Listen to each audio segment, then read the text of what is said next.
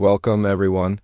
So, Snow White has reportedly just crept past the $200 million mark globally, and I thought this milestone, if you can call it that, deserved a closer look. And by milestone, I mean an almost impressive level of mediocrity. Let's dig into what this means for Rachel Zegler's career and where things might go from here. First off, there's a bit of a numbers conflict. Depending on your source, some outlets report $195.2 million, while Box Office Mojo generously claims $200.21 million. Let's be extremely kind and roll with the higher number, shall we? Sure, let's just say it passed $200 million and call it a win, because this film has supposedly been operating under impossible conditions, right? But let's be real, this movie is a mess on multiple levels. That $200 million sounds decent until you compare it to what it costs to make. Most reports place the production budget somewhere between $260 and $269 million, but that number was likely before extensive reshoots. So the actual cost probably tips over $300 million.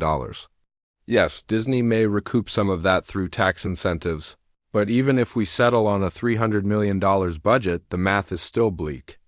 Why would Disney risk that kind of money on a film headlined by someone with such little box office history? Rachel Zegler is still a newcomer. A glance at her IMDb confirms West Side Story was essentially her debut, and yet Hollywood seems determined to turn her into a superstar whether the public is on board or not. The reality, she hasn't starred in a single breakout hit. Some defenders point to the audience score on Snow White 72% on Rotten Tomatoes, but that's based on a tiny pool of viewers. Plus, with the platform's new scoring methods, even that number may be inflated. The truth comes from the actual audience reactions, and they're brutal. The critic score is sitting at 37%, which speaks volumes. One verified review sums it up. The original Snow White was a 10/10. If you're going to remake a classic, you'd better honor the original, not warp it into something unrecognizable. Interestingly, the movie doesn't fail because of Zegler, it fails despite her. The script is a disaster. Even Meryl Streep couldn't have salvaged this train wreck. So now, with global revenue just above $200 million, Disney's take-after theaters get their cut lands around $100 million. And when you stack that against the production budget and an estimated $100 million in marketing, the studio is sitting on a $200 million loss. That's catastrophic. And yes, you clicked for the headline, so let's talk about Zegler's current chapter. She's now leading a stage revival of Evita at the London Palladium, playing Eva Peron in what should be a prestigious, career-defining role. The marketing heavily leans on her Golden Globe win and name-drops Snow White, West Side Story, and The Hunger Games. This isn't some tiny production, this is a marquee venue. But here's where it gets awkward. When you check ticket availability, for the June shows, it's a ghost town. Literally every seat for every date is wide open. The ticket site uses a traffic light system to show demand, and it's all green.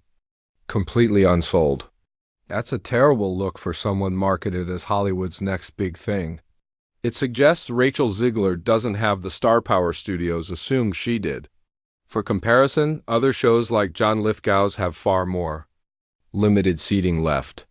That's what it looks like when people genuinely want to see you perform. The Zegler situation perfectly captures Hollywood's growing disconnect from what audiences actually want. Studios are trying to force her stardom into existence, ignoring all signs that moviegoers just aren't interested. It's like watching an executive repeatedly try to walk through a wall, expecting it to turn into a door. To be fair, West Side Story flopping wasn't all on her. Spielberg's remake dropped during the pandemic when theaters were still recovering, and musicals haven't been pulling strong numbers in years. But after that underwhelming release, Disney still gambled hundreds of millions casting her as Snow White, a cornerstone character of the entire brand. What's wild is how the studio system keeps pushing certain actors despite repeated box office flops. It becomes an echo chamber, an industry convinced someone's a star simply because they keep telling each other so. Think back to how Hollywood tried to make Jai Courtney or Sam Worthington. happen casting them in one blockbuster after another despite lukewarm audience reception. The numbers don't lie. Snow White lost Disney roughly $200 million. That kind of financial damage used to be enough to derail an up-and-coming actor's momentum. But Hollywood seems to play by new rules now, ones that don't always align with commercial results.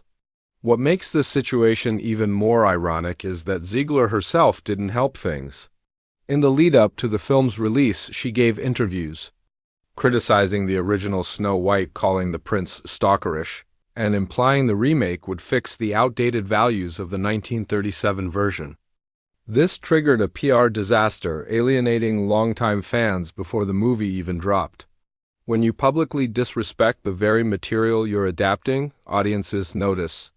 Contrast that with actors who succeed in similar roles. They honor the original while adding their own fresh take. Zegler's theater run is even more revealing. Stage productions typically thrive or fail based on merit. Theatergoers are selective and won't shell out money unless they believe the performance will be worth it.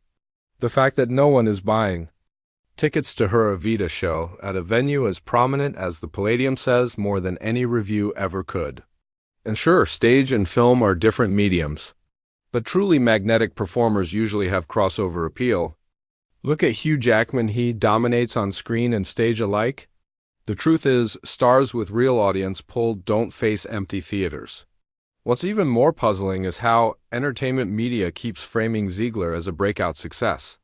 Articles still cite her Golden Globe win for West Side Story, like that one award erases every commercial failure since. It's narrative building in real-time Hollywood, trying to manifest a star through PR rather than actual results. So now the big question: how many flops can a young actor rack up before studios stop gambling massive budgets on them? Traditionally, the answer? Not many.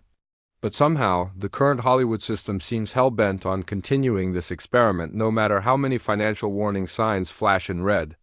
What's strange about this whole situation is that audiences don't even seem to actively dislike Rachel Zegler as a performer. As I mentioned earlier, the failure of Snow White isn't about her acting, it's about the writing and the creative direction. She's technically solid and clearly has some talent.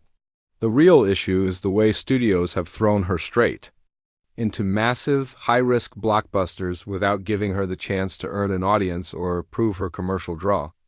That kind of forced stardom rarely works in today's entertainment world. Audiences have endless choices, and they're not going to champion someone just because the industry says they should. Star power isn't manufactured in boardrooms. It grows through strong performances, smart role selection, and authentic connection with viewers, none of which can be conjured by sheer studio willpower. If you look at younger stars who have built real staying power, Florence Pugh, Timothée Chalamet, Zendaya, they all followed a slower, more strategic path. They balanced indie films with calculated mainstream projects. They gave people time to root for them. In contrast, Zegler was thrust into the center of $300 million gambles before she even had a fan base. Now, with Evita and Snow White both underperforming, the big question is, what's next? Traditionally, when a star vehicle bombs and even a prestige stage show can't move tickets, the industry signals a reset. But in Zegler's case, there still seems to be this bizarre reluctance to pull back, almost like they've invested so much in her that they can't admit the returns just aren't there. Her next high-profile project was The Hunger Games, The Ballad of Songbirds and Snakes, where she played Lucy Gray Baird. The film made around $330 million globally on a $100 million budget. On paper, that sounds like a wimp, but let's be real. This was a legacy franchise with a built-in fan base. Zegler wasn't the draw. The Hunger Games name did the heavy lifting. If I was sitting in a studio boardroom looking purely at the numbers, I'd be hesitant to hand her another 9-figure lead role. There's just no data to justify that risk. At some point, fiscal common sense has to kick in. And yet, Disney is still pressing on, planning to release Snow White in China this June, likely as a Hail Mary to recoup losses. But unless the film hits some unexpected cultural nerve overseas, which seems unlikely, that move feels more desperate than strategic. this obsession with manufacturing stars, instead of nurturing them, creates exactly these kinds of disasters. Zegler might have had a completely different trajectory if she'd been allowed to grow take on smaller roles, prove herself, win people over. Instead, she's become the face of massive misfires before her career really even began. And that's not just risky for the studios, it's potentially damaging for her too. Once an actor becomes publicly associated with failure, it's a hard reputation to shake, no matter how unfair it may be. The blame rarely lands on the script, the director, or the studio. It usually lands squarely on the face on the poster. What's fascinating is that this whole scenario reflects deeper changes in how entertainment works. The old idea that a movie star can guarantee success, that era is fading. Today's audiences are driven by story, concept, and franchise familiarity, not just star power. And that makes it harder than ever for new talent to break out. Studios still want recognizable names, but it's nearly impossible to build those names when the system is so broken. So instead, we get this awkward cycle of studios trying to force stardom through mega-budget projects only, for it to backfire again and again. Look at the young actors who've made it work long-term. They usually strike a balance: prestige dramas, commercial hits, festival darlings, streaming success. That blend helps them grow a loyal audience and show range. Zegler hasn't had that opportunity. She's been tossed straight into blockbusters, with sky-high expectations and nowhere to go but down. But let's be clear, none of this means Rachel Zegler lacks talent or potential. It just means the way Hollywood is trying to build stars is deeply flawed. Genuine connection with audiences can't be engineered, it has to be earned, through consistently great work, through performances that resonate, through time. So, what would a smarter move look like from here? Ideally, she steps back from the spotlight and takes on supporting roles in smaller, critically driven films. Projects where she can rebuild credibility without carrying the whole thing on her back. A few great performances in the right films could do more to turn things around than another box office disaster ever could. But whether the industry lets that happen is another question entirely. Hollywood doesn't like to admit when its casting bets don't pay off. There's a kind of institutional pride at play, a refusal to course correct because doing so would mean admitting the machinery broke down. If I had to guess, I'd say we won't see Zegler blacklisted or canceled. Instead, we'll see her name slowly disappear from big-budget leads, not with a bang, but a quiet fade. Studios will simply stop handing her the keys to $300 million films. In the end, the Snow White saga isn't just about one actress. It's a snapshot of how Hollywood sometimes loses its grip on what audiences actually want. It's not a talent problem, it's a system problem. And until that system is willing to listen to the people paying for the tickets, we'll keep watching these same mistakes play out over and over again.